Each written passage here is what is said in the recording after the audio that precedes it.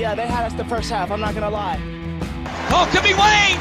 I think I got my swagger back. Oh! I love it, baby! Them orange britches. Something about them orange britches. Tennessee wins! By Tennessee, Jawan Jennings. Jennings makes the catch. Ball hit high in the air into right field. Going back is Sayre. And Tennessee can say hello, win column. A grand slam in the bottom of the ninth. You can't draw it up any better. We just won a basketball game, and we're very happy right now. I made up my mind. I don't expect to ever look back. I'm going to stay at the University of Tennessee.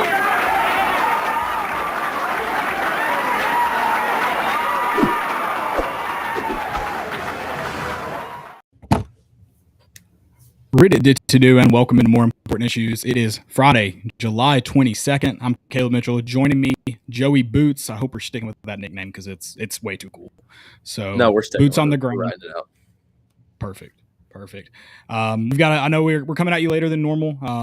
Landon's out of town. He's cruising, and so we wanted to get a show in though before the end of the week because there is a lot to talk about.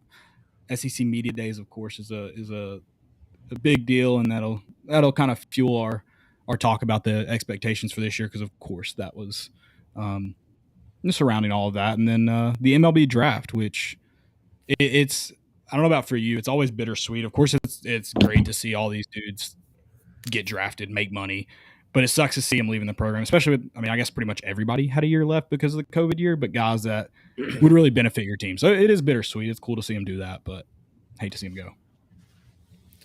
Yeah, you're right. I guess it's technically bittersweet, but like it stinks. But at the same time, you're like, we're reaching that point where it's like, go get that money, dude. Like, let's go. Keep filling it in and stay where we're at. Good for them. And it is good for recruiting to see. Not that none of these guys were not draft dudes when they're out of school for a few years, but you've got guys going in the first round. You've got, a program record going in 10 guys, and then you got an 11th guy signed. So it's a big deal. It's really, it's good for the Tennessee program in the long run. Just could obviously, it changes the team roster next year. So, but we'll get into all that. I do want to mention, shout out to University of Traditions. I don't shout them out enough. They're great to us. Joe, we got to get you a hat. I'll get you one in this. Yeah, he's about to send us some more over. I've got some dope visors that are going to be worn at the Hackers tournament, the Hackers Cup, or Hacker Cup. We're going to have a whole sponsorship. We're giving away free tickets to Missouri for closest to the pin. We'll have some merch. University of Traditions, great partnership there. They're awesome. They're going to have some merch for the winner for closest to the pin. So it's going to be a good, fun tournament, handing out free drinks. It's going to be a tailgate on whatever. I don't know what hole we're on yet, but it's going to be a great tailgate, whatever hole we're on. So I'm excited for that. You also have the chance to beat me. I'm actually playing in it. So not that it's not hard to beat me, but you have the opportunity to do so in the Hacker Cup. So go sign up. We've got a link on our Twitter. I'll send it out again. It's probably tomorrow since it's getting late here. So look out for that, but you can go on my Twitter and More Important Issues Twitter and find that link. So do that. Let's talk SEC. Let's get into it. And I want to lead off with just the most bold prediction of all time. Clark Lee saying Vanderbilt is going to be a top football program is just, it's hilarious. I understand he kind of has to believe it, but if you don't, just don't say something like that's an absurd statement to make. Yeah. I'm all for morale. I'm all for the right energy. If you go in and say we're not ever going to be the best football team, I get it. But Caleb, the drug epidemic in America has obviously gotten to college football. It's becoming a serious problem. It's I don't know what he snorted before he went out there, but dude, you got reeled in a little bit. You got to be realistic. If you want me to take you seriously, you got to be realistic a little bit. Yeah, and it's kind of just, if I'm a Vanderbilt football player, I don't know, because I think there's a line where you got to find realistic expectations and then goals. You don't set. No player at Vanderbilt should have the goal of even winning the SEC this year. That's an absurd goal to have. Right. And I think I don't know. If he believes it, good for him. But let's just be honest, it's not going to happen. So, even if you went out and said best team in the SEC East, okay, we can start there. Probably not close at all still, but at least we're taking baby steps. We're not jumping straight to the best team SEC or college football. Like, come on. And does he mean due time, like when, like 200 years from now, when college football, like, I think he means like when everyone's moved on to when it's just like the SEC and Big Ten and Vandy's got kicked out. And so they're like, yeah, we technically won, but like they're the only relevant team besides like Oklahoma State, maybe. Here's the thing: they lost to FCS, ETSU. They can't move to the SoCon. They can't move to the SoCon and win. I mean, yeah, you just win an SEC game. Let's start there, like you said, baby steps. And then and before we move on to more SEC media days, I do want to talk about. I don't know if you saw. Did you see what Mac Brown talking about a guy that just keeps it real? So counter of Clark Lee there. He said they asked him about being underrated this year, and he said, "Well, it's better than I thought we were criminally overrated last year." Just a dude that's like, "Hey, we were not going to be that good. You all are idiots. We knew it." If I'm on his team, I'm like, "Hey, he's honest. He's not feeding a bunch of bull crap." I respect it. Maybe not the best way to say it, but I respect it. Yeah, no, I agree. I always respect that, like, especially like a coach or player, someone that can be real with you. It's like, okay. I mean, I know you're supposed to have a positive attitude, but let's have a realistic positive attitude. Yeah, and I mean, they were overrated. Not that they didn't have a great year, but not that they didn't have a Vanderbilt year. Right. I know there's a lot of talk of SEC media days. I've got some stuff kind of written down to discuss. I think the big one, because it's still new, and then you've had a lot of coaches in the offseason comment. You obviously had the Saban and Jimbo back and forth is NIL. And I know we were talking about it before this, Tennessee rolling out some new NIL initiatives. I don't know. They're acting like it's the wild, wild west with NIL. Wasn't college football already the wild, wild west? Yeah, I think it already was, and I think it is trending a little bit crazy. But I mean, what did you expect? It's already been kind of wild so far. Yeah, and I mean, maybe there's just a section of college football fans, because like 10-year-old me would have been like, Tennessee never cheats. We're the best program. We do everything the right way. Yada yada. And you probably could argue that when Tennessee sucked, except for Jeremy Pruitt, but it's just not true. Tennessee's like, they've always been paying players. There's always been the $100 handshakes that are now like $1,000 handshakes, and you're getting Dodge Chargers. I mean, you even had that with I think Eric Dickerson got a car or something. I mean, it's always been crazy. So I just don't understand. I think NIL is a better way to educate players. Because I think Josh Heupel said it best. He was on Bussin' with the Boys, I think, and he was like, now players are learning that they have a brand to take care of. Like, this isn't what they do matters, because now they have a name to represent, a company to represent, whoever it is that's paying them. And so I think it is you're not getting paid under the table. You're responsible for how much you make. Your play reflects that. Your personality, your character is now going to reflect what you make. I think this could be a valuable learning opportunity. And I feel like a lot of coaches are just, and I think Nick Saban and Lane Kiffin are flat out lying when they say it's bad for the game. I think they know it's good for the game. The game is only going to get better for it. And they're just flat out lying for whatever reason. Nick Saban probably just to get ahead.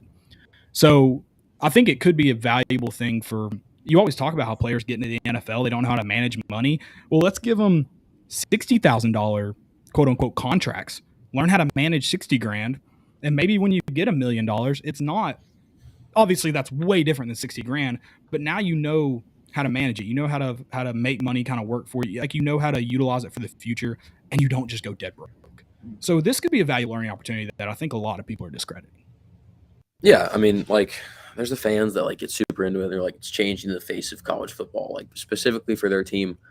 And I get that, like, the players have a job of playing for the team that you're a fan of, but they have their own thing. Like, they're trying to make their own career. You got to remember that, like, these steps that they're taking to be able, like you said, to have like these smaller contracts and learn the real world of sports and the professionality of it. And honestly, in our opinion, get their fair share of what they haven't been able to opportunities. Like, that's just the opportunity that they've been able to not take for however long now. And it's like, you know, you got to respect that at some point that, yes, you're still a fan of that team, and you don't want it to affect your team negatively, but these are also the better decisions for the players themselves, which should entail make you happy as a fan. Right. Yeah. You're cheering a lot. I mean, a lot of times you obviously cheer for the team over the player, but especially Tennessee fans, there's a ton to list off that have become fan favorites that haven't played at Tennessee in 50 years, 20 years. So yeah, no, for sure. You should cheer for the players and be happy. I mean, you wouldn't want your normal everyday child going to the University of Tennessee and working in the athletic department for just a scholarship. They're putting in over 40 hours a week just to have their school paid for. They still have to go to class. They still have to study. It's not all football. It's not all school. It's good. And yeah, there's going to be some overinflated stuff, and there probably does need to be better control. But the fact is, it's not flat out bad for the game. That's just not a true statement. Yeah. And again, like opening the doors to like what kind of was already happening behind the scenes. Like some people make a statement like, oh, well, this is like, dude, I remember this is still college and stuff. How close was it to college when you were dealing with shady, houses getting paid for and car payments and stuff as a student who's, oh, no, I'm just going to class and stuff. And all these things happen behind the scenes. I feel like if you at least open up to it and you make it visible, it's like, okay, well, they're still living a normal college life. Like we still make them get their academics straight and stuff. But at the same time, they're doing what every other college student is doing and trying to prepare for their future as well, financially and as an adult. For sure. I hope they do. I hope they can kind of iron it out just to maybe squash some of this talk, because I'm sick of it. It's very annoying. It's also not going to change. The Supreme Court ruled on it. I don't know what they want the NCAA to do. There's nothing they can do. Right. I don't understand. Also, I want to give a shout out to Heupel.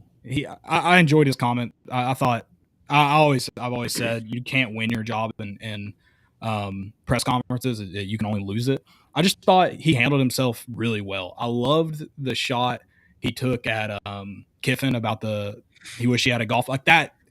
All of Kiffin's trash talk, and it always seems kind of planned. He always seems like he has a couple buzzwords he tries to plug in somewhere. Yeah. And I love that Heupel just kind of riffed it off. He was like, "No one's handed me one. I just wish I had one that night." Like, it was perfect. I loved it. And what he didn't even mention Ole Miss. A lot of times Lane Kiffin has to go tweet at Tennessee fans to get his trash talk off. Well, I like it because he does a good job at encapsulating the mind of the Tennessee fans. Obviously, like I think everybody watching that game, either there or on TV, wish they had a golf ball to throw. But for sure, at the same time, keeping it like not the Lane Kiffin style where it's like, at Ole Miss, I wish I could have hit Lane Kiffin with a golf ball. No, it's just like a little jab, he's able to encompass the fans' idea. And also, he probably felt like that too, but keep it in like a way that's not going to either get him in trouble or make him look stupid. Yeah, I said he's learning from Tony Vitello, he loves how insane, I think is the right word for that Tennessee fans are. So just, you got to lean into it, because otherwise they're going to revolt again. I mean, they could eventually revolt against you anyways, but keep them on your side as long as possible, for sure. Yeah, entirely. And I do want to talk about actual, obviously, football news, because, I mean, there wasn't news, but you got to hear from the coaches and the players this week, which is new.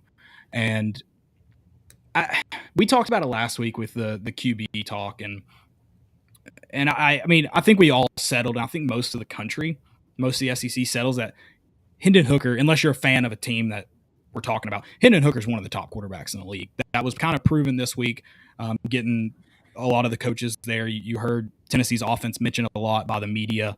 Hendon Hooker mentioned a lot by the media. I think there's a ton of respect for where he's at. And you heard him talk. And I think he's got we discussed his stats and kind of where he stands. I still think he's at this weird level where he's like in the middle of being a game manager and a all-time playmaker. I was kind of going back and rethinking through games, and maybe you can kind of correct me on this because I may be wrong. I probably am wrong. There weren't any games that Hendon Hooker just flat out won for you. He was close in Pitt. I'm trying to think of some other ones off the top of my head, but he was close in the Pitt game, coming from behind, or not coming from behind, but coming into the game for Milton, close to winning the game for you. But otherwise, he has just kind of done what he's supposed to do. I think if he wants to slate himself as one of the best quarterbacks in the SEC, he's got to go out and win games for Tennessee.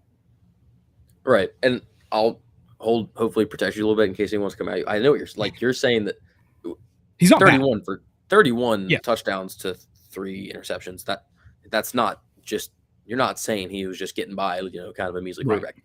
You're saying if anything, he's not at the ceiling whatsoever. Like he was able to, like he didn't just go out and be your star-studded player. Again, a lot of that was the help of some absolutely key offensive players that we had, like Javonte Payton and Bayless Jones Jr. But I think you're right. I think if he can excel and really come into the season like knowing he's the guy. I mean, obviously he didn't have that last season. He didn't know what he was going to be doing. He's had all the offseason and still some time coming up to prepare and go in knowing he's the guy. He's cocky in the right way. He knows what he's doing. He's got a lot of confidence. And I think you're right. If we come out to the end of the season and Hendon Hooker's second best quarterback in the SEC, I know I'm not surprised. But I think there's also a lot of media personnel and just fans around the SEC and all of college football that would say it's not entirely too crazy. I mean, he's a dark horse for a Heisman run. Like, I mean, who knows? Like, for sure. We haven't seen his ceiling, even a glimpse of it, really, to be honest. Yeah, I definitely, you probably worded that better where it's like he's not at his ceiling. I mean, he just got to do more if he wants to be the second best quarterback in the SEC. Because I think right now, other than his touchdown to interception ratio, he does kind of find himself just in the middle.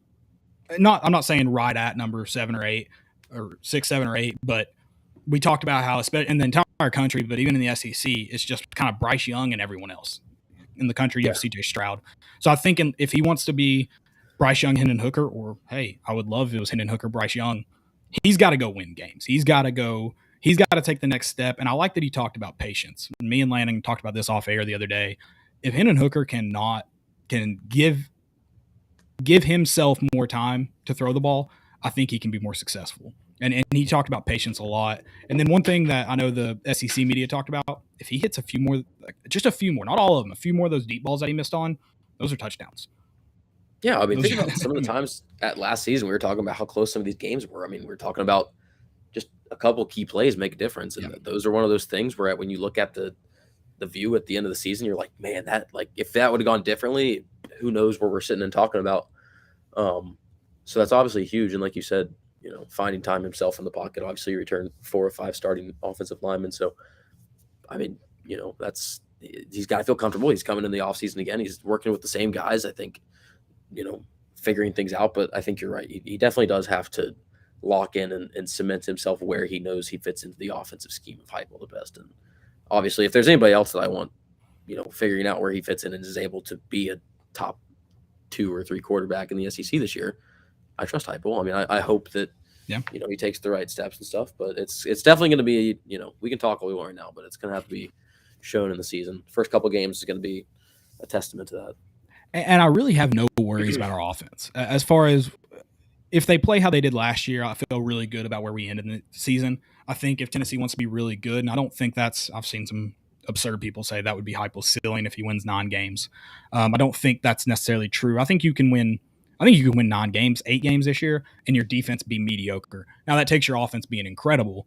Not mediocre is not the right word. They can be okay. They can be just do a little bit of their job. And I think the question is about the defense. And you get to see Trevon Flowers go to SEC media days, and Heupel talked about him changing his body and being much more prepared for the season. And I think that's going to have to be the case for a lot of the defensive unit. I like where our defensive line looks right now. I think there's a lot to be proven there.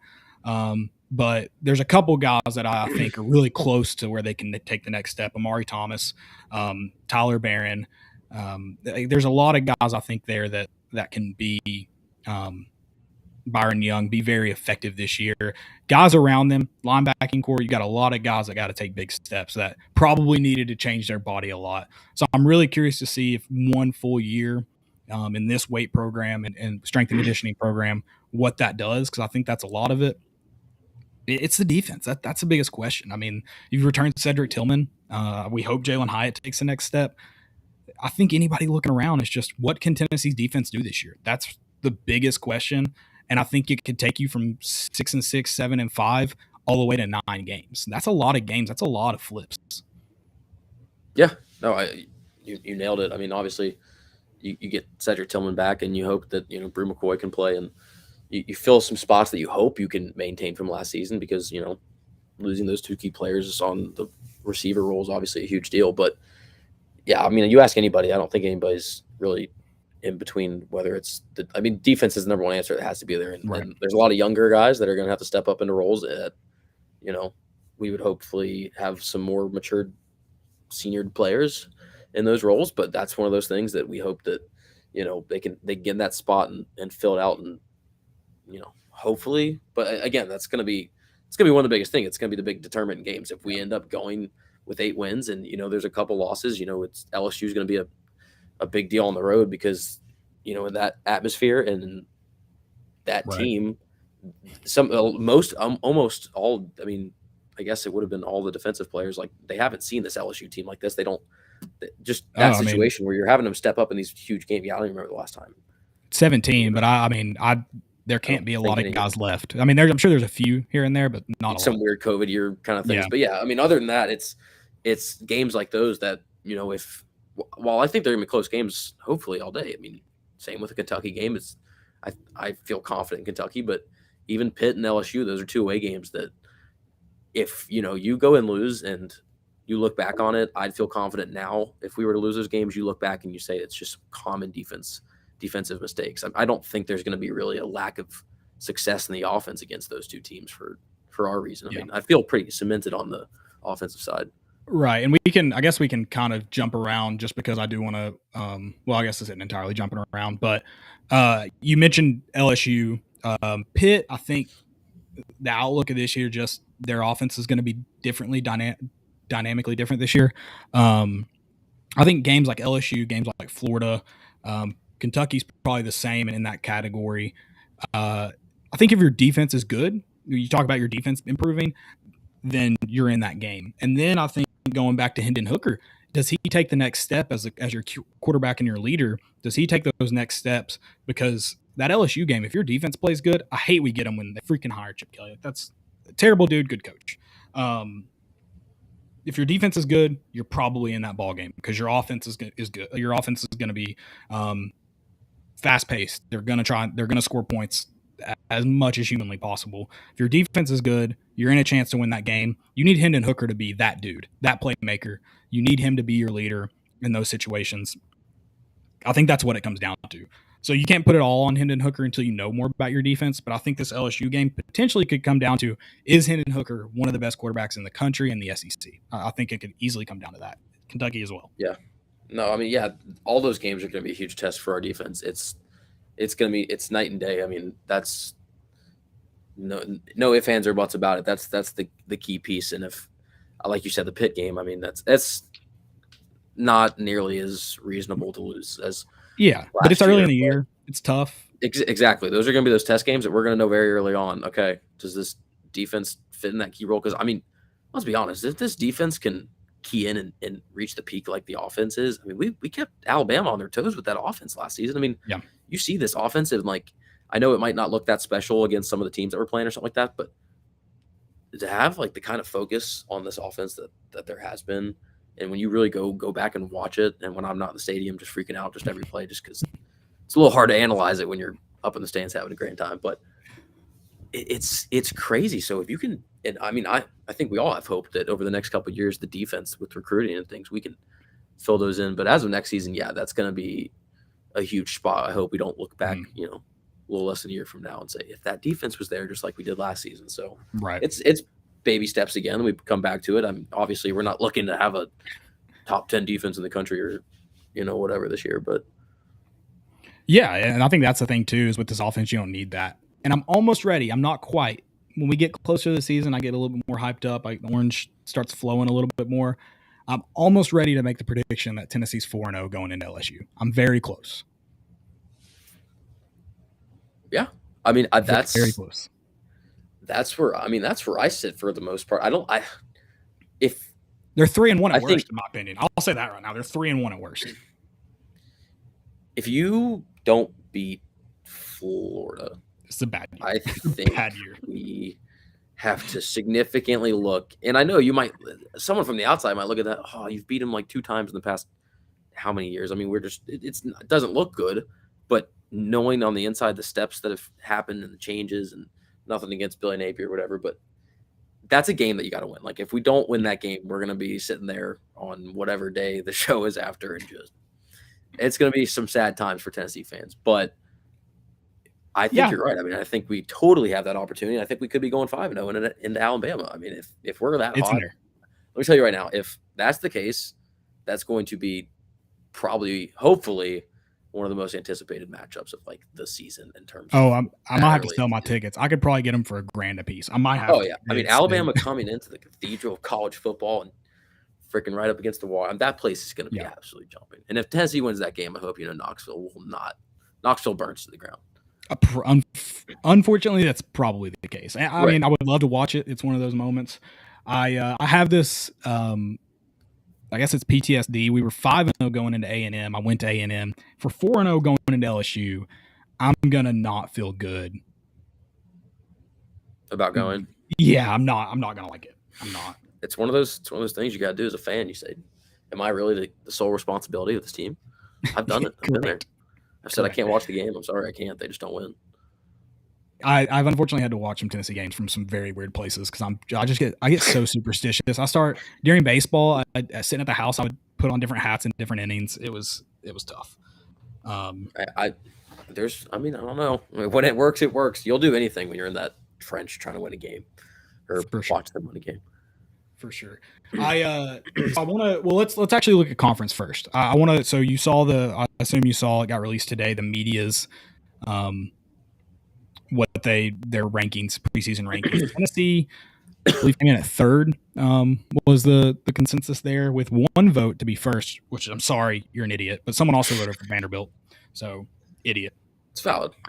Yeah, you listen to Clark Lee, you get fired up, man. I mean, what can you say? I think third. I think that's weird. I think it's kind of like last year. Last year I had our ceiling really low, but our floor really high. I thought Tennessee was going into a bowl game 6-6, but I didn't think we were finishing better than 8-4 in the regular season. I thought there was a really fine line there. I think that's kind of the case with the conference standings this year. I think if you look at the games you're favored in, you're probably worst case if you take care of business. You're sitting in third in the East, and that's not great, but it's also probably put you one away from finishing second in the East, and I think that's the absolute best Tennessee can finish this year. And I think we should be happy if that is the case. Yeah, I didn't see. I'm presuming you're saying for the East, so it's Kentucky.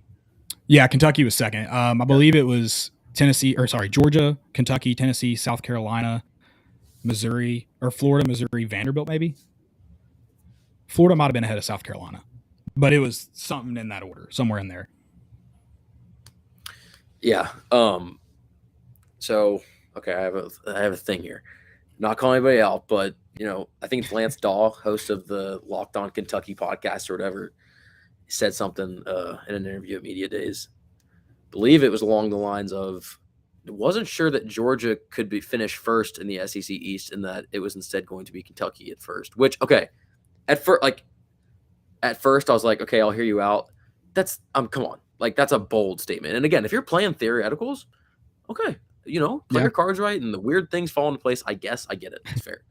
But I'm pretty sure he was just prompted the question, how do you think the conference finishes this year? And I do not think Kentucky's going to outdo Georgia. I know Georgia loses a lot of talent, but it's also, I think that they know what they're doing with recruiting. Well, I think for Tennessee and in Kentucky, that's the thing is Kentucky, I need to see who their other. I think their non is Ole Miss, not Ole Miss. Their non-rotating is it Mississippi State? Is that their West? Whoever it is, it's not in Alabama. And then I can't remember who I need to pull it up right now. But Kentucky may be in a similar situation to Tennessee, where it's like, all right, worst they're probably third place. Kentucky's going to be, unfortunately, I think pretty solid this year. I think getting Will Levis back is big, but I just don't see a situation where they can beat Georgia. And that means they don't lose enough. They only lose one SEC game. I don't see a situation like that for Tennessee. I think Tennessee, I don't think they could beat Georgia this year. I don't think they could beat Alabama. But if they were to beat Georgia, that means they can't lose to anyone besides Alabama. That means they have to beat LSU and Florida. They have to beat Kentucky. I just don't see that as a realistic possibility.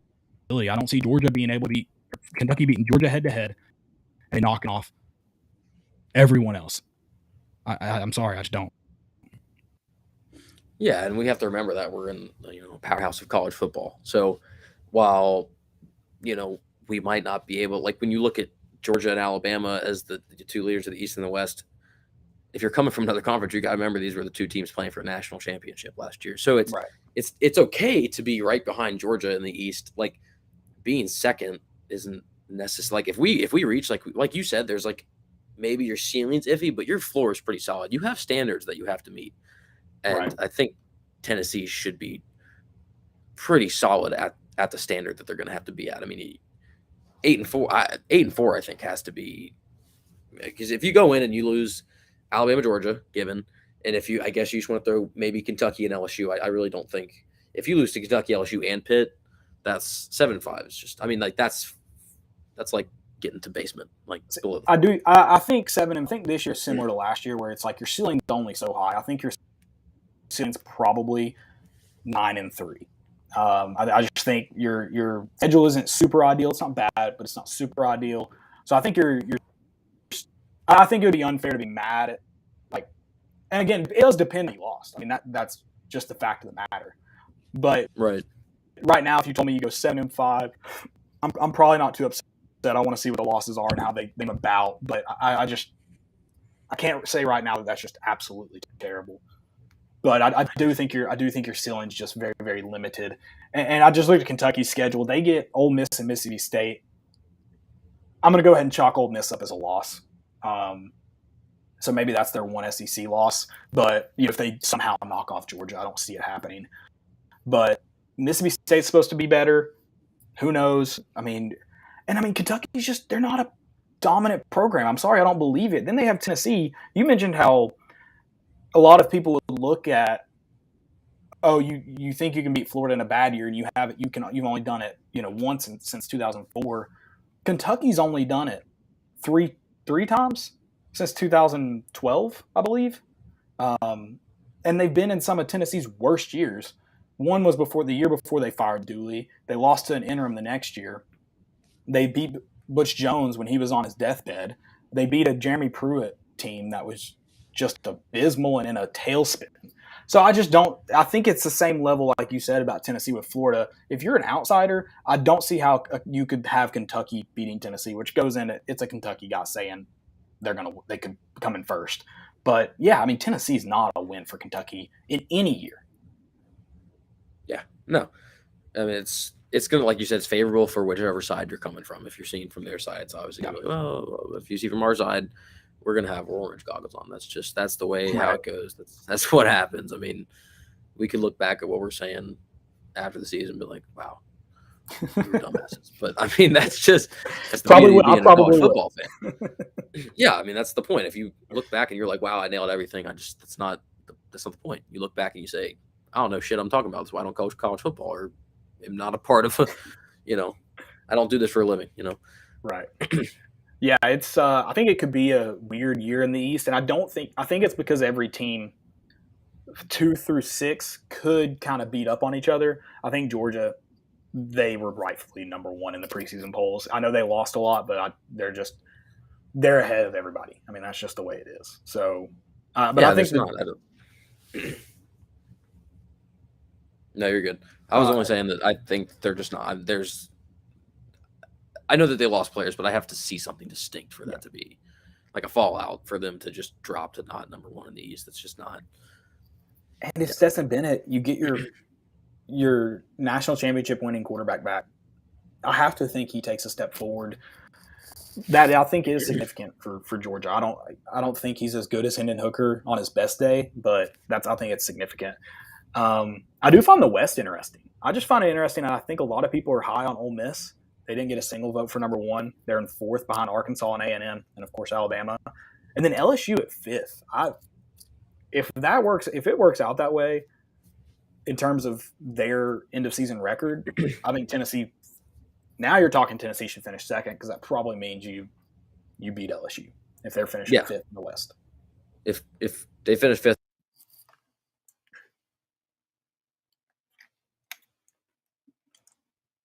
I'm not sure. I was going to say I lost you. I don't know if it's me or you, though.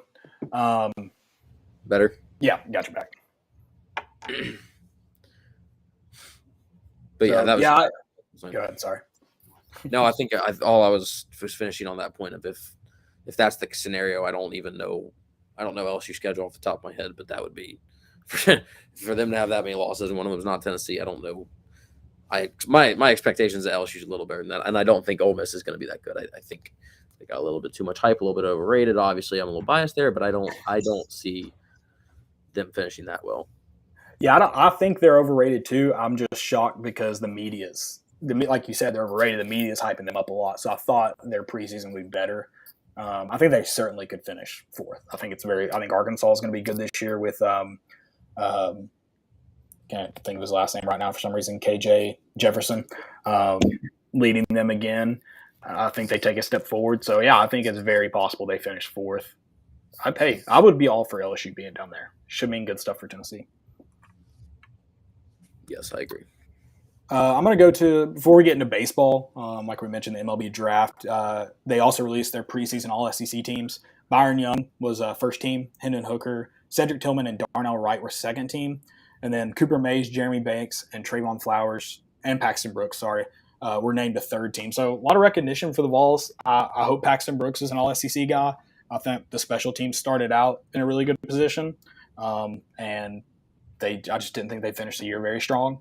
Special teams they're where the game's won. I'm a special teams guy. I believe it, firmly believe it.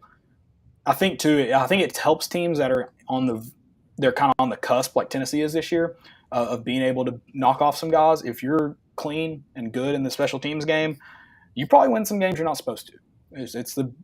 It's a wild side of the ball.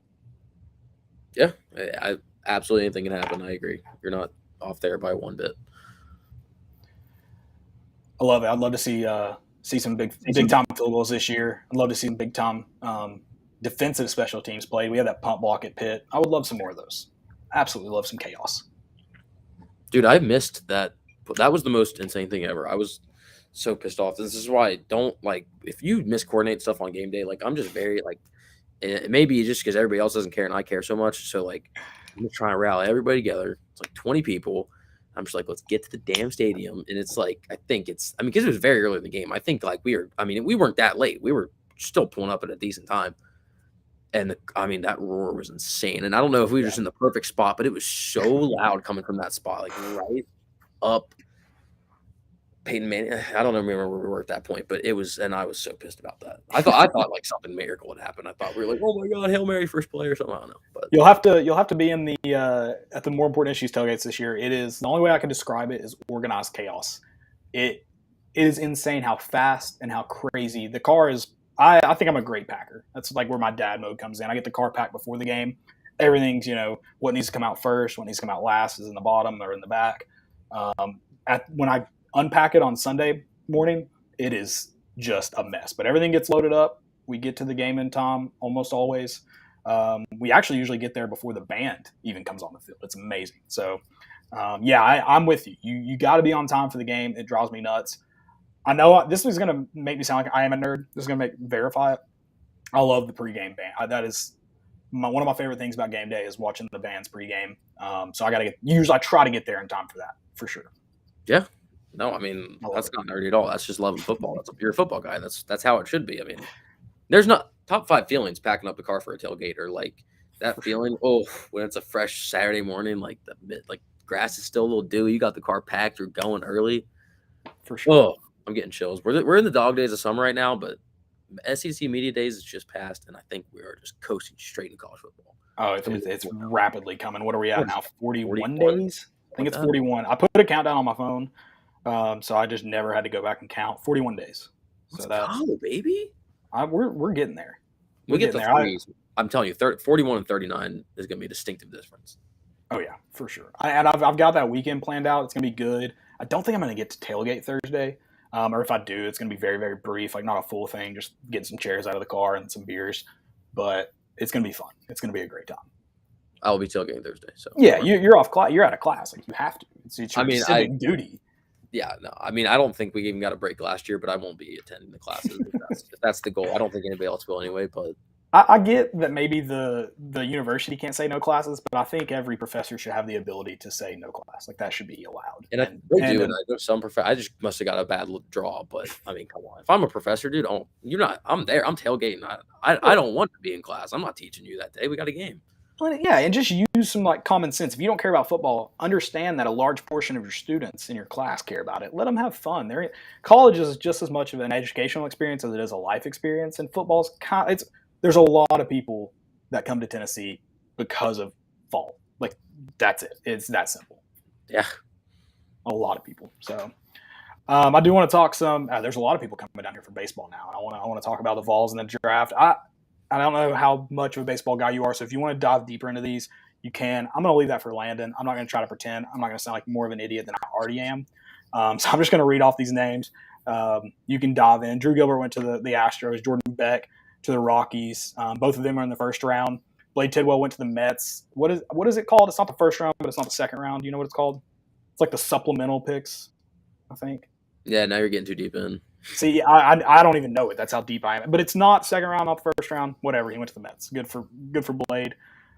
Trey Lipscomb went to the Nationals. Ben Joyce to the Angels. Will Mabry to the Diamondbacks. Jarrell Ortega to the Twins. Seth Stevenson to the Tigers. Mark McLaughlin to the White Sox. And Cortland Lawson to the Nationals. Those were all your drafted Tennessee players. And then you had Evan Russell sign with the – this is the only one I didn't write down. He signed with the – I can't remember now. I'm going to have to look it up real quick. But he did sign a free agency contract with someone. I cannot believe that's the only one I didn't write down. Is it Angels or Dodgers? Why? I don't know why that's sticking in my head for something. Angels kind of sounds right, but also yes, Angels. It's like it sounds right, but it doesn't at the same time. So, but the Angels, you were right. Yeah, no, that's. I mean, if you're a recruit right now, or just, I mean, I don't think there's any doubt. I mean, listen to all the talk that happened this past season about Tennessee baseball team. I mean, people are saying, you're going to look back at that class in 10 years and realize that was probably one of the most dynamic and top, assumably,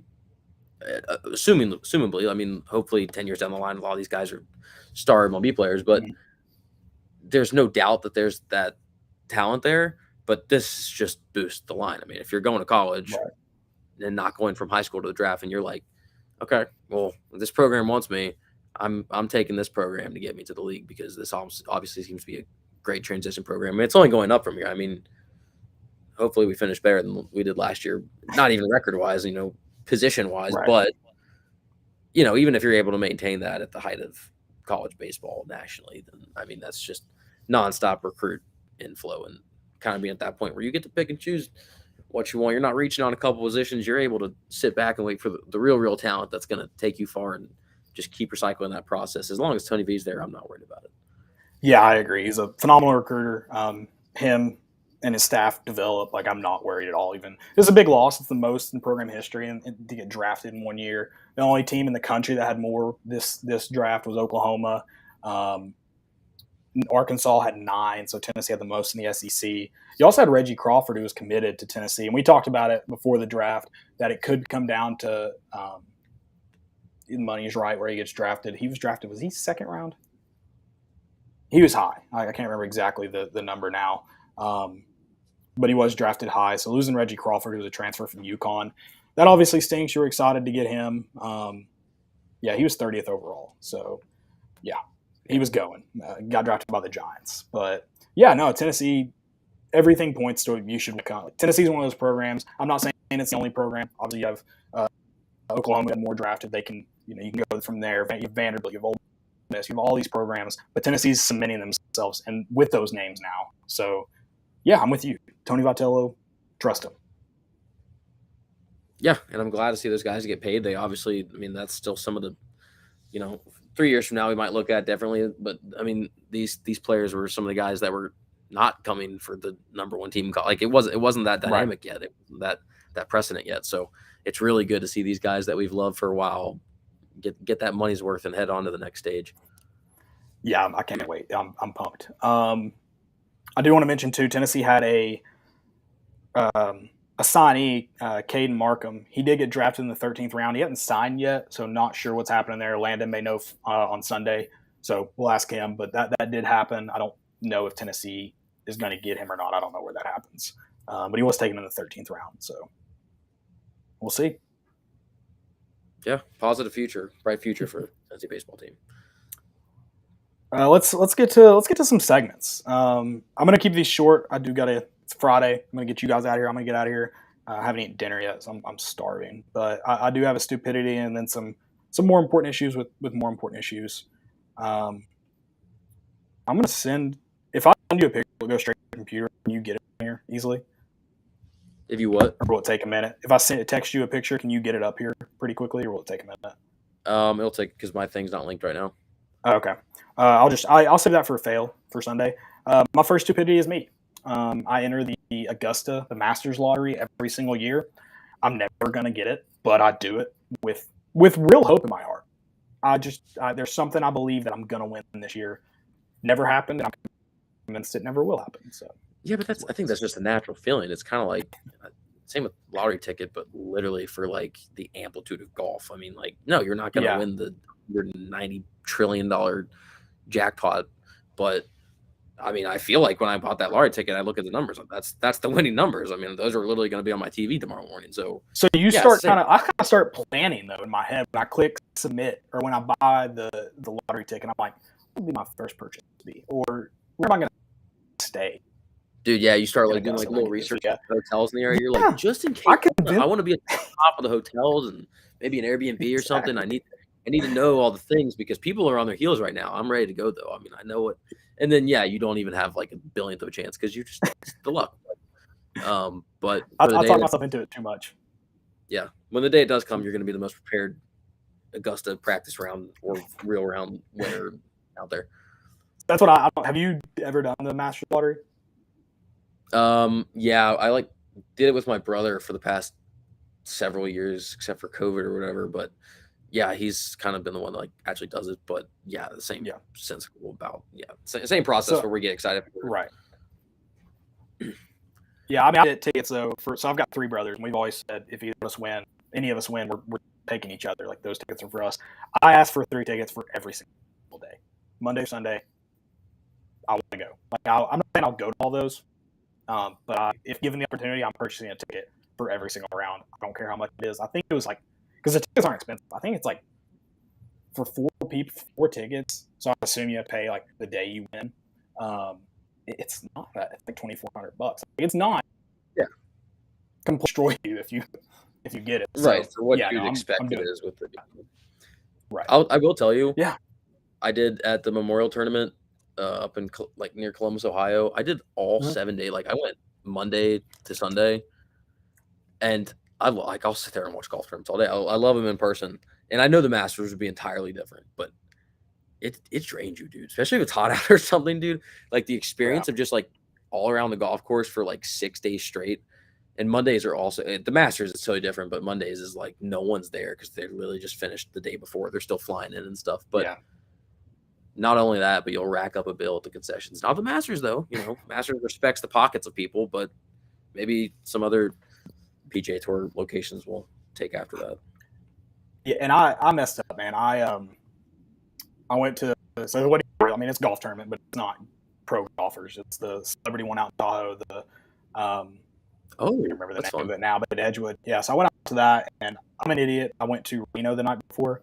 I didn't even do any gambling, but I didn't go to bed the night before. That Friday night, I didn't go to sleep. We got there at 8 a.m. and I'm an idiot. And I kept drinking, thinking like, "Hey, just a couple more beers in you, and you'll be wide awake." That is not true, guys. It doesn't wake you up. So yeah, I was surprised by the time work. Yeah, right.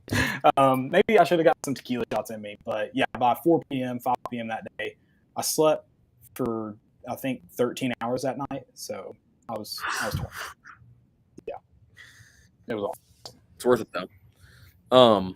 I got one. Not getting political or anything, but the Dave Chappelle show got canceled in Minneapolis or something. Yeah, not gonna get political, but basically, and here's my thing. I'm people do whatever they want. I get the venue has the right to say who gets to perform for whatever, but if one, you're turning down a lot of money. 2, if that person has something that you may not agree with, one, they're comedian. I feel like unless you're just an awful person, but at that point you're not going to pull in crowds. It was a sellout show, and I think every show for him is obviously a sellout. So, I mean, if there's obviously that bigger problem, there's not a problem with the fans that are going to come watch him. It seems pretty obvious that people are waiting to fly into your venue to watch him perform. So, you know what? I don't know, but yeah, look, there's some people. There's some people who take the $1 million stance. Dustin Johnson and Phil Mickelson aren't one of them, but yeah, I don't get it with comedians because, like you said, there has to be this level of understanding that they're doing comedy. Like comedy is pointing out just a lot of times there are, like you said, there are just mean comedians that are mean about people to people, but it's usually not the really good ones that are selling out stadiums. That's very rare. Then no one's doing crowd work in stadiums. Right, exactly. It's like if I feel like the comedy realm should be something, and it's something every comedian you hear him say it kind of works itself out. If it's someone that's just saying gross things and like everyone's like, this guy stinks, he's literally just like verbally assaulting the crowd or like sucking people out, no one's gonna go. I'm not gonna go. Like if you don't enjoy him, then he's not gonna. But it's funny to see the people that are selling out like stadiums and arenas still get backlash. Like, well, 80,000 people wanted to go see him, so I think he's probably doing okay. I think you might have a problem with it, but I think the 80,000 people might not. So it's comedy. Let's just America. No stadium. I think it was a significantly smaller venue. I think I'm just talking about in general, but I know he's had some where it's. I mean, they are stadium tours and they'll get backlash and people will say like people shouldn't go, but whatever. I guess. I mean, yeah, it is very just like it's interesting all around interesting decision. I don't have any more stupidities. Do you have any more? I've got I think 2 more important issues and more important issues. I got one more short stupidity, and it's just the fact that COVID's seeming to come to a halt. We're in the prime of summer, and that means one thing. Giant Disney World brawls are back, and I'm here for it because... That's a thing? Oh, dude. Like, the big theme park brawls where it's just 2 families going back and forth, that's what I'm talking about. Like, when they just... oh my gosh, dude, there's a whole world inside of Twitter. I mean, it just seems to be like every week, but somehow... the Disney adults, they got their name and then the family vacation 2022 or whatever. And I personally, there's nothing more I enjoy watching than those 2 like typically like just Alabama looking families just brawl at it in the middle of like a theme park, and you see Mickey Mouse in the background like kind of like not sure what to do, and it's probably all over like one spot in a line. I've been to Disney once, and it's actually like probably one of the favorite people watching things. It's just the anger that comes. So, if you're looking for some fun people watching, just go check out, big theme park brawls on Twitter. The people get at it. I didn't experience anger. I don't remember experiencing anger. I did get angry, not at my nieces. Kind of funny. I tried to be funny about it. It was during the fireworks. Parades are lame. I'll never understand parades. Fireworks are awesome. The fireworks shows are sick. I enjoy them. Right time. I hate the people that shoot them off for no reason. That pisses me off. Yeah. But fireworks at Disney World are incredible. And my nieces they were complaining about something. I turned around and I was like, you've had your day at Disney. Shut up. This is my time. I'm going to enjoy this. You can cry after. Shut up. You saw your fairies. I'm going to enjoy some sick pyrotechnics, and we're going to talk about it later, okay? Hold on for 30 minutes. Yeah. But yeah, that's it. I don't remember anger. It's just check that out. It's the same thing as like random gas station or bar fights. It's just some people get tense up in the wonderful Disney World and decide let's brawl in the middle of the most magical place on earth. So I love it. All right, more important issues. First one. This may be short. I don't know. Maybe get us into.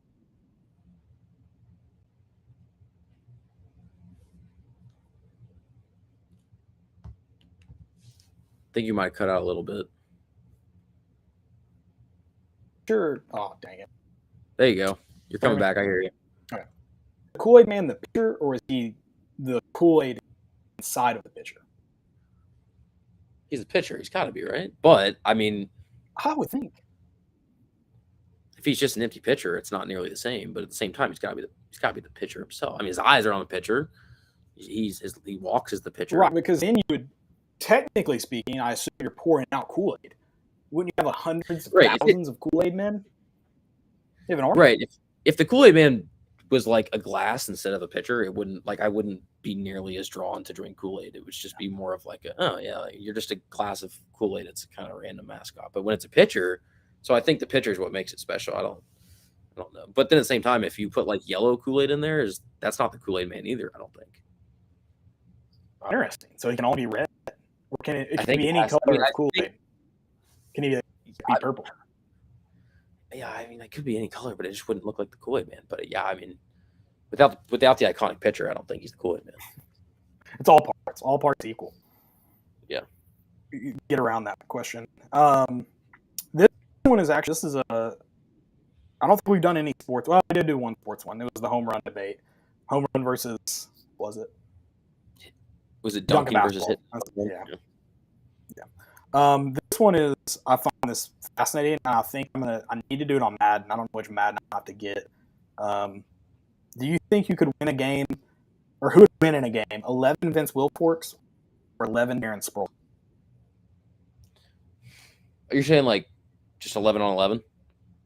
Yeah, so every position is Darren Sproles, every position is Vince Wilfork. I mean, I got to give this slight to the offense, like Darren Sproles, right? I mean, you're right. I don't know Madden. Like, I mean, his speed's probably like just wicked because it's Darren Sproles, but Right. well, okay, yeah. I mean, technically, if you get a good enough shotgun formation and you get a Darren Sproles out on wide out, he's burning with Vince Wilfork all day. I'm sorry, but he's tiny, Right, So he's going to have to gain some distance really quick. But I don't know if Darren Sproles can throw a ball, but he's going to have to. If he can, then yeah, that all day. But Here's my question, too. Does it just come down to who has the ball last? Because I would think, I guess you could put 10 in the box on Darren Sproles, or 11 in the box if you're Darren Sproles, but Vince Wilfork, you're not going to bring him down. You're never going to bring him down behind the line of scrimmage. So if he can just gain 3 yards, 3.5 yards it down. well, that's what I'm saying. Yeah, He's it's gonna just slow slow it down. down. The whole strategy. It would be interesting to see a sheer tackle against Vince Wilfork versus Darren Sproles. I would love to see just a full head-to-head tackle on there. Darren Sproles. Yeah, Vince Wilfork he's a quick, big, and he's not as quick as Darren Sproles. Vince Wilfork, though, is a quick human being for his size. Yeah. I don't think it's as simple as just go for the legs. You have to have 3 or 4 guys going for the legs at once. Yeah. I don't know. It's an interesting matchup. They have to do it on Madden. I'm with you. I think Darren Sproles has the edge, but I think it comes down to who has the ball last. Dude, you're right. Wait, I totally didn't even think about Darren Sproles has to play defense. I was just naturally thinking, like, who's going to be able to, like, is he going to get touchdown or is he going to get stopped? Yeah, there's unless you're able to catch him early, I don't know how many Darren Sproles are going to tackle Vince Wilfork. I mean, yeah, you're right. He's not even just like a big fridge. He's going to still be able to. And they have to line up on the defensive line system, too. So they're always going to get at least some. Never going to get any pressure. Yeah. Same on offense. You can be and maybe we find out Vince Wilfork can throw. Yeah, maybe he's got like an absolute gun on him. I mean, you can set up in like almost a punt style formation for shotgun, and I still think, I mean, that the Darren Sproles O line is going to get absolutely just destroyed in like half a millisecond. We get to see it on the wing tee. Maybe both of them. Well, no, I think you line up Darren Sproles in a punt like formation. Because then you just maybe not quite punt range in terms of depth, but maybe a little bit deeper than shotgun and just run sprint outs the whole time. I think that's what you do with Darren Sproles. That's what I would assume has to happen. Never going to touch the edge. Vince Wilfork, ever. No. Never. I love it. We'll have some more of those. I love that. I don't know if we'll have time during football season. Maybe it's a good off-season chat. Appreciate you guys listening this Friday night. We'll get you guys out of here. Hope you guys enjoyed your beverage with us, whether it was alcoholic or not. I won't judge you either way. We'll be back on Sunday. I think Landon will be back. But we'll be back Sunday. Probably talk some more SEC media days with Landon, get some of his opinions. Definitely talk some MLB. I think there's maybe some recruiting coming up. So maybe some announcements happening. There was one announcement today.